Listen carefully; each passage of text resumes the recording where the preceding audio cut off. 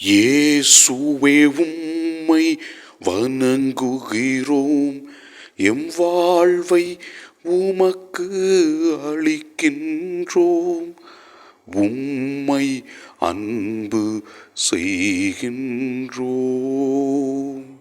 ஆண்டவரே, குடும்பத்தை அமைத்து குடும்பத்தின் வழியாக நீர் செய்கின்ற பல நல்ல செயல்களுக்காக நன்றி சொல்லி உம்மை ஆராதிக்கின்றோம். முதல் வாசகத்திலே நாம் பார்க்கிறோம், நாம் மற்றவர்களுக்கு எதிராக முறையிடக்கூடாது என்றும் அதனால் தீர்ப்பிடப்படுவோம் என்றும் பொறுமையோடும் ஆண்டவர் கூறுகிற வார்த்தைகளை கேட்டு நடக்க வேண்டும் என்று நமக்கு விளக்குகின்றது. நற்செய்தி வாசகத்திலே ஆண்டவர் இயேசு கிறிஸ்து குடும்பத்தின் மேன்மையை பற்றி விளக்குகின்றார். இதோ ஆண்டவர் இவ்வாறு தொடக்க நூலில் இருப்பதை குறித்து கூறுகிறார். படைப்பின் தொடக்கத்திலேயே கடவுள் ஆணும் பெண்ணுமாக அவர்களை படைத்தார். இதனால் கணவன் தன் தாய் தந்தையை விட்டுவிட்டு தன் மனைவியுடன் ஒன்று திருப்பான். இருவரும் ஒரே உடலாய் இருப்பர்.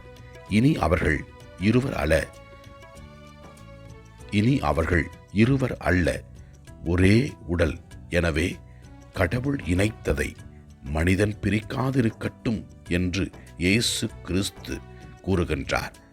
இந்த வார்த்தைகள் மூலமாக இயேசு நமக்கு உணர்த்துகின்ற உண்மை என்னவென்றால், நாம் குடும்பமாக ஒன்றிணைந்து வாழ வேண்டும் என்றும் ஒருவரை ஒருவர் ஏற்றுக்கொண்டு ஒருவரை ஒருவர் மதித்து ஒருவரை ஒருவர் அன்பு செய்து ஆண்டவரின் பிள்ளைகளாக நாம் வாழ வேண்டும் என்று ஆண்டவர் நமக்கு அழைப்பு விடுக்கின்றார்.